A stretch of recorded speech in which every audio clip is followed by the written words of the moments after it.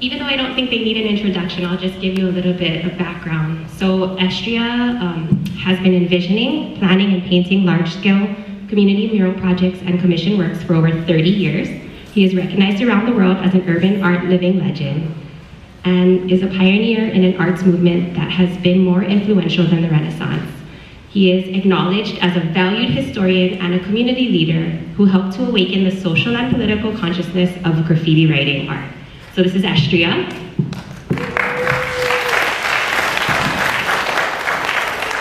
Okay, I gotta check out first. I'm gonna do a self-introduction. So Uncle John Prime is a prolific public artist and the founder of 808 Urban, which is a Hawaii-based mural arts program. He is also the director of youth mentorship for Powwow, Hawaii. He helped to form the melemurals program and has created over 70 public murals over the last 10 years. So Uncle Prime.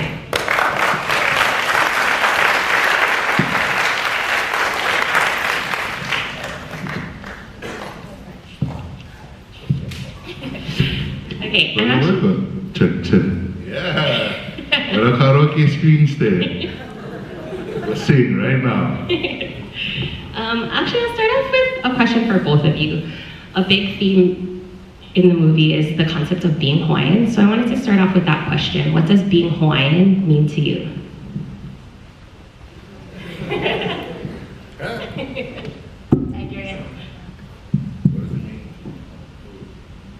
Still learning that part. Yeah. I think, I actually grew up somewhere. So, born in Lauli, American Samoa, and then raised here. Samoan was my first language. And so learning English and then having to learn Hawaiian on my dad's side, that was a struggle because he didn't talk to me in Hawaiian.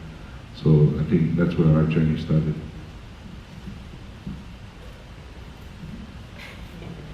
I think Hawaiian for me means coming from aloha a lot and being generous, and also means being very connected with this place and taking care of it.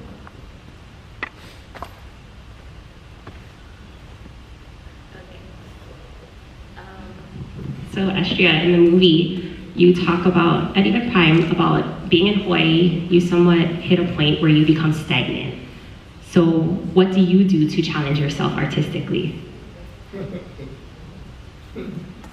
I work with kids that don't listen. That's challenging right there. You can ask your teachers. And what's funny is the point I became stagnant was when I was going to this school. And so, went to St. Louis High School, got kicked out, ended up Kamiki High School, and then my grades dropped. I went from going to the classes in A building and B building to D building. Yeah, SMP class they call them back then, Special Motivation Project. Yeah. And so us guys got off before the yellow bus. We finished school before the yellow bus. But, so that's, as my education was going down, the spot behind City Mill, going up to St. Louis Drive, there's a canal.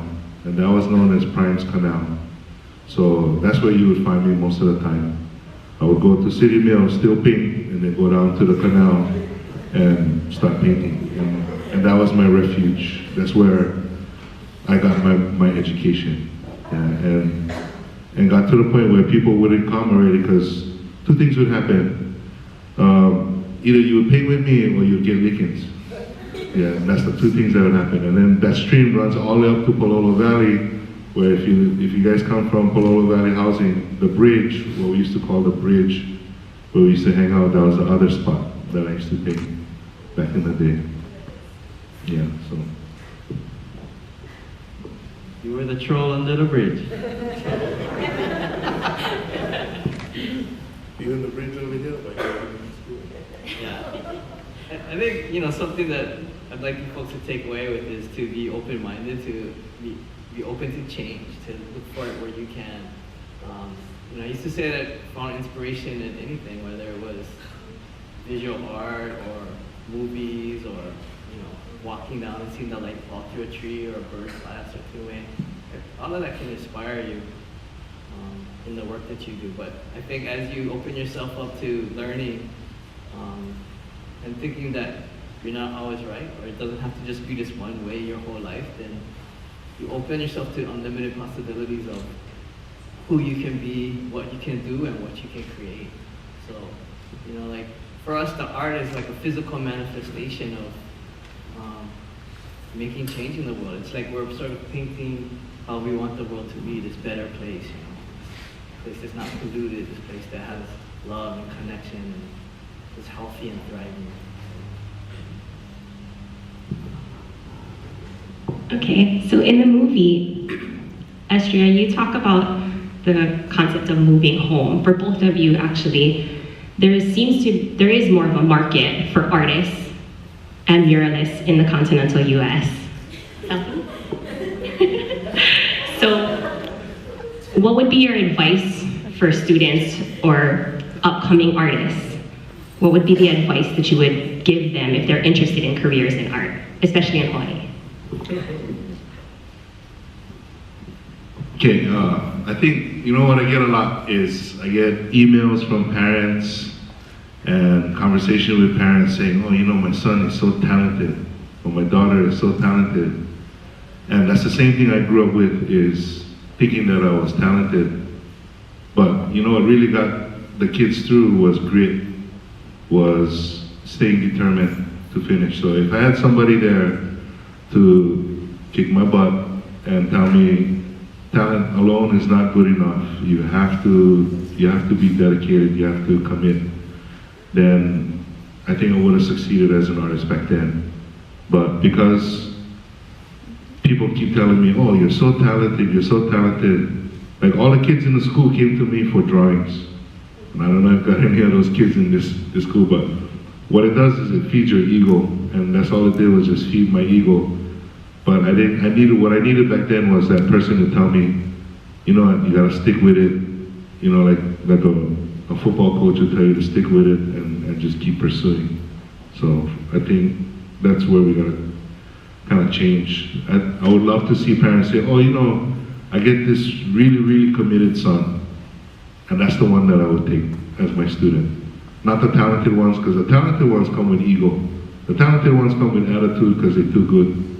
So that's the ones I slap even harder.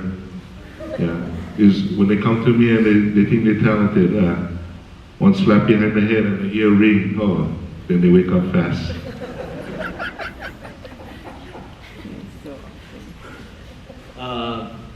Yeah, some of the students like that I've had in the class, you know, you can tell that they have a love for art, and they tell me things like, oh, my parents tell me I shouldn't go into art, I should go into this and that, but all I want to do is do art.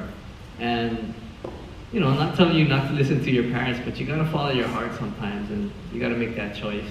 And if you make the choice, you got to make that commitment. And the truth is, you guys might be talented, but you suck right now. We suck. We didn't even know we sucked. We thought we were the best. You saw the film. We thought you suck. No, you suck. I seen your letters, bro. So, but to get to good art, to being a great artist, you have to start somewhere, and it takes hard work, and each drawing gets a little better, you know, and eventually you start getting really good skills, and your confidence grows, your reputation grows. So, you know, if you're thinking about going away to college or even going to college here, I would say, you know, pursue your dreams and pursue them like with all your heart. Don't half-step it, because you're wasting time if you're half-stepping it. But you figured it out. And, you know, if you go away, don't forget where your heart is, where you came from, because we need you, we need your help and your manao more than the other places need it, I think. Okay. Spank you very hard. So for both of you, after that project, where has this spiritual journey led you? It led me to the country and out of the city, because I don't like the city anymore. I like the country.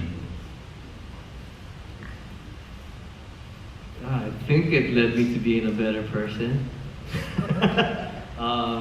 It's led me to amazing things I couldn't have envisioned. So, you know, where you started with art, it's taking us to other places, to meet other people, and now it's taking us to other countries, to meet their people and see the similarities and differences in culture. Lead on all the art projects that we're doing in the different places, and then I just kick back a little bit more, and well, that's what I hope, is to kick back more. That's what I'm doing right now.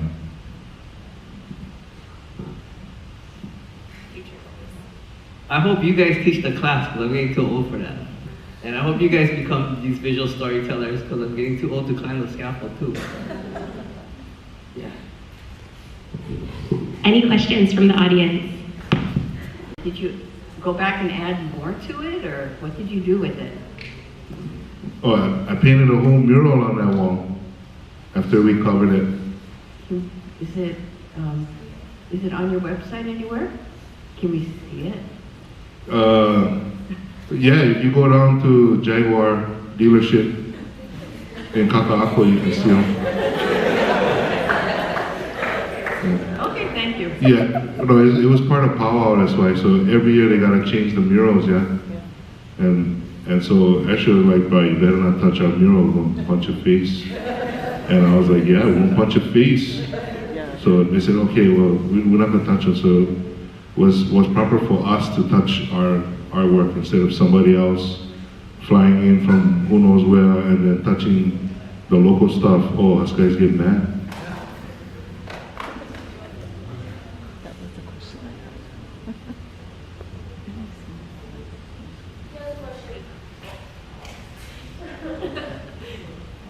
What was your favorite art piece that you've ever done? My favorite art piece is, oh, I said them in the movie. It's not on the wall, it's in the people. So every place that we go, as you know, we start off with a bunch of kids, and then we end up with a different bunch of kids, but it's the same body. And that's my favorite piece, is watching them transition. You know, in such a short amount of time. In 1 week time, you see kids that kind of not sure, or they don't know what's going on, to at the end of the project, they're like, oh, when can we do this again? You know, we want to keep doing this some more. So I think that's my favorite art piece. I really don't care about the visual piece, just because that's the end result of the process. Yeah, the process is the most important part, because that's where we get to engage. That's where all the magic happens. Is the interaction with the kids. So I think that's where the real art is. Good question. Yeah, I always say that I haven't painted my favorite piece yet. It's the next one, and the next one. But it's also you know, we old and we have bad memories, so I don't remember what I painted until I look at the photos. And then when I look at the photos, it's like, oh yeah, we laughed at this one about this, or so-and-so rose up and gained this skill or this ability or this confidence. So, you know, the photos just represent those stories, and that's my favorite part. Did you guys ever feel like giving up? Yeah, when he dumped me and cried myself to sleep. No, you feel like giving up a lot of times, but you have to. It's not about like you got your butt kicked and you fell down. It's about getting back up. Yeah. So you fall 7 times, but you get back up every time. Yeah, not stopping anytime soon. I did many times. And then in the film it talks about how I felt like I was the best. I came there, okay, no need, I'm out. And so that, to me, is giving up. When you feel like you've reached the top of your game, and then you cannot rediscover anything new, I gave up. And then I came back, did it again, failed, came back, did it again. So being hard-headed in school, I turned it around and was hard-headed in learning not to give up.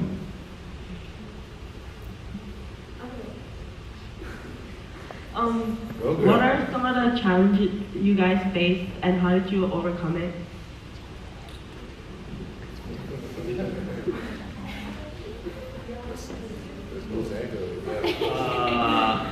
Yeah, plead the fifth, no.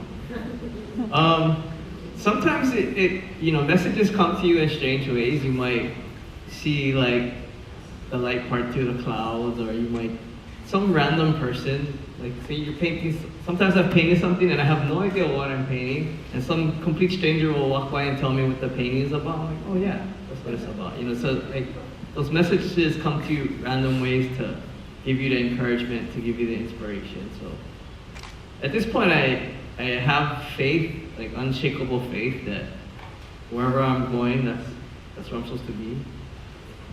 So I feel like it works out. You don't worry so much anymore. I think at my age, just know that things will play out. But as far as challenges, like you gotta just think there's a better day. There's light at the end of the tunnel now, and it comes. It definitely comes.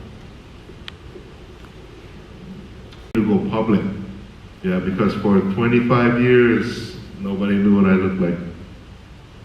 Yeah, and then for me to decide that, oh, you know what, I gotta go and do this for the kids. And if I'm doing it for the kids, I'm gonna go public. So my peers or the underground, they looked down on me as, like, they couldn't call me a sellout because I was already rock bottom. Nothing else to sell out, it's all gone, right? But they didn't like me going public. They didn't like the fact that I was going above ground and trying to work for positive things. So a lot of times, the challenge is identity. Yeah, I know a lot of you kids in high school, you guys gotta look good, because if not, the other kids gonna tease you. But it's the same thing on the streets. If you do something that's against the grain, they're gonna look down at you and they're gonna talk bad about you. Yeah, that was 10 years ago. 10 years forward now, they understand what my intention was, and a lot of times they'll come up to me and they say, hey, you know what, good job. You stuck with it for 10 years, and I'm glad you never listened to our opinion. So that was the earlier challenges. The challenges that we face now is our education system that we're in. So now that we have a place where we can leverage what we've been doing for the past 20, 30 years, it's, okay, how do we reimagine the struggles? I mean, not reimagine the struggles, but how do we reimagine the way we learn? Yeah, because a lot of our creative programs are getting cut, and the teachers are strapped. I see the teachers suffering the most, and that's the same teachers that I wouldn't listen to in high school. And now I'm not a teacher, but I can empathize with them, because the teachers today have a different type of struggle than the teachers from yesterday. Yeah, and so how do we collectively break that mold and create something that's cost efficient and what you call that, high impact for for the students to learn.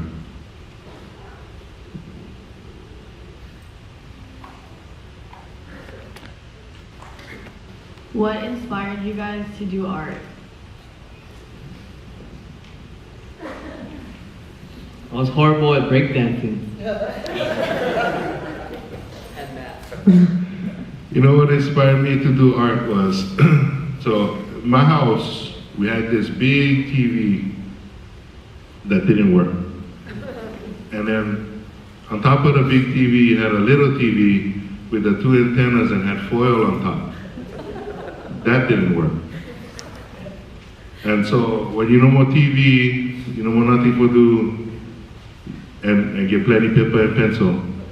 And my dad always had comic books. Hey, you just look at the comic books, but because I don't like read, I just draw the picture. And that's what got me going. At 3 years old, I started drawing the pictures that I used to see. Everything that I saw, I would draw. thinking back,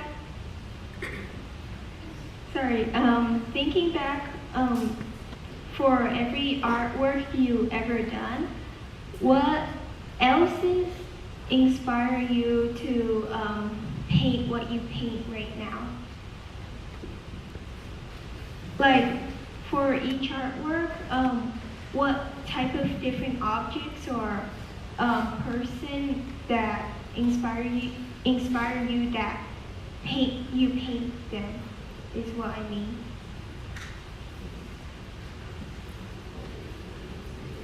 For me, it was trying to grow up and expand. You know, I felt like you do the same thing over and over, and then I get bored of it after a while. So I gotta paint something different, you know.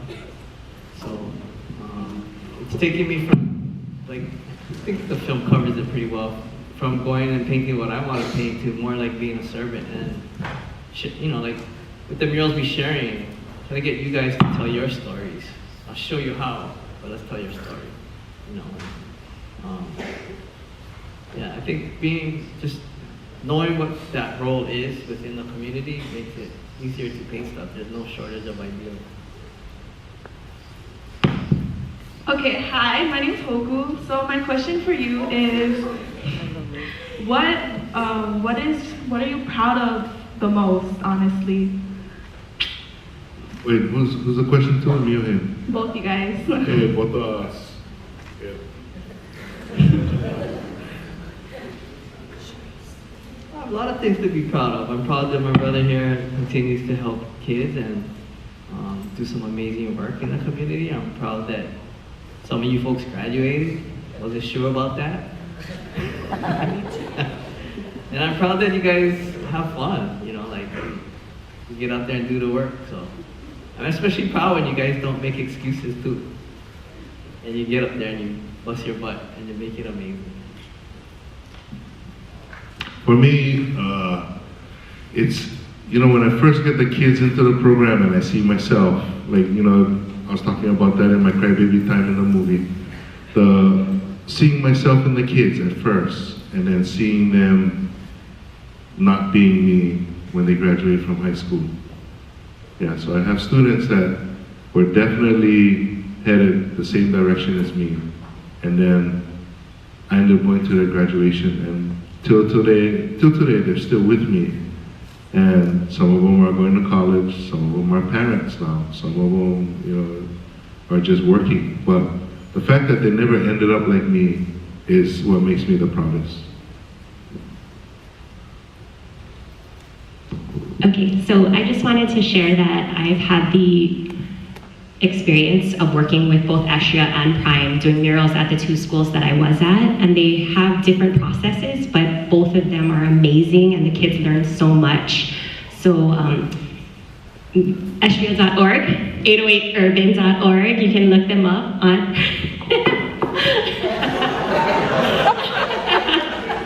He's joking, but I've done murals with both of them, and I've learned so much from both of them, and continue to learn from both of them to this day. So I have the utmost respect for both of them. So social media, Instagram, Facebook, melemurals, 808 Urban, and those of you that go to Kaimaki, you can join Halal Paheona next year. Can we give it up one more time for Estria and Prime? I was on this stage at the one fashion show in 1985. 1986, I was on the stage. Ooh, but I look the same. Thank you guys.